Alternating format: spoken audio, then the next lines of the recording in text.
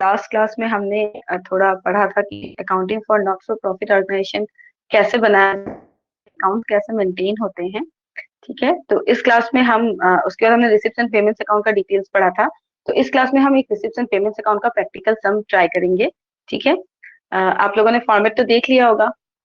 तो फॉर्मेट में क्या था कि हम डेबिट साइड में रिसिप्ट लिखते हैं और क्रेडिट साइड में पेमेंट्स लिखते हैं। ठीक है, तो अब हमें ये क्वेश्चन दिया गया है एक इलास्ट्रेशन। तो पहले हम इसमें देखेंगे कि हमें कौन से आइटम रिसिप्ट साइड में लिखने हैं, कौन से आइटम पेमेंट साइड में रखने हैं। ठीक है, क्या क्या था रिसिप्ट एंड पेमेंट्स अकाउंट का डिटेल्स की।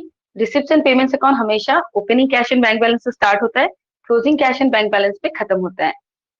ठीक है, अगर ओवरड्राफ्ट है तो ऑपोजिट होगा। उसके बाद हमें क्या करना पड़ता है, हमें रेवेन्यू नेचर का एक्सपेंडिचर हो या कैपिटल नेचर का एक्सपेंडिचर हो, दोनों हमें रिसिप्ट एंड पेमेंट अकाउंट के रिसिप्ट साइड में इंक्लूड करना है। और अगर सॉरी एक्सपेंडिचर अगर है तो एक्सपेंडिचर को हम लोगों को पेमेंट साइड में इंक्लूड करना है, और अगर रिसिप्ट है, कैपिटल हो या रेवेन्यू नेचर का हो, उसको हमें रिसिप्ट साइड में इंक्लूड करना है। ठीक है, ये दूसरा पॉइंट हो गया। तीसरा पॉइंट हमें ये याद रखना है कि यहाँ पे टाइम को हम कंसिडर नहीं करते, चाहे वो पास्ट का बैलेंस हो, करंट ईयर का हो या फ्यूचर ईयर का हो। अगर कैश रिसीव हुआ है या कैश पेमेंट हुआ है तो उसको हम रिकॉर्ड करेंगे ही। ठीक है, तो देखिए यहाँ पे क्वेश्चन क्या दिया है, यहाँ पे हमें एक कैश बुक का समरी दिया हुआ है।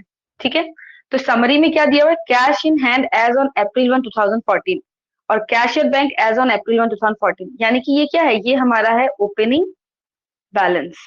ठीक है, किसका किसका, opening balance of cash and bank. तो ये कौन सा साइड में आएगा, रिसिप्ट साइड में आएगा। ठीक है, ओपनिंग बैलेंस किधर आता है, रिसिप्ट साइड में आता है। ठीक है, फिर आता है हमारा सब्सक्रिप्शन। तो सब्सक्रिप्शन हमारे लिए क्या है, सब्सक्रिप्शन हमारे लिए रिसिप्ट है, ये हम लिखेंगे रिसिप्ट साइड में। बट कौन सा अमाउंट आएगा, ये लास्ट ईयर का है, ये करंट ईयर का है और ये फ्यूचर ईयर का दिया हुआ है हमें। करंट ईयर क्या है हमारा 14-15, ओपनिंग बैलेंस 14 का है और देखिए लास्ट में क्लोजिंग बैलेंस दिया है 31 मार्च 2015। यानी कि हमारा जो यहाँ पे फाइनेंशियल ईयर है वो फाइनेंशियल ईयर क्या है, 14 एंड 15 का है। ठीक है, तो अब यहाँ पे सब्सक्रिप्शंस दिया है, तो सब्सक्रिप्शंस हम कहाँ डालेंगे, रिसिप्ट साइड में डालेंगे। कौन सा अमाउंट डालेंगे, ये वाला अमाउंट। क्या है, ये तीनों का टोटल। ठीक है, क्योंकि यहाँ पे हम टाइम को कंसिडर नहीं करते हैं। ठीक है, तो पास्ट वाला भी आएगा, करंट वाला भी आएगा और फ्यूचर वाला भी आएगा, सक्सीडिंग ईयर वाला भी आएगा।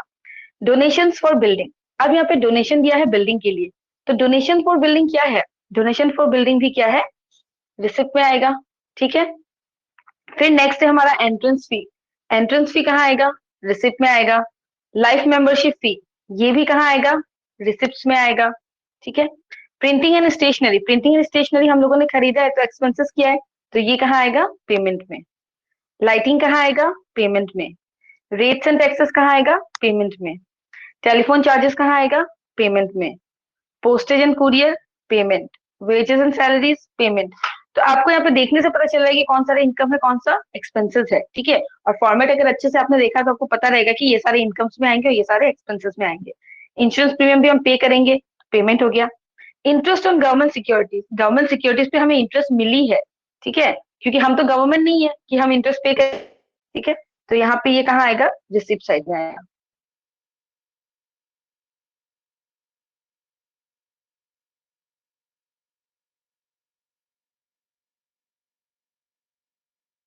जिस लगते हैं बैंक में, रिसिप्ट में आएगा।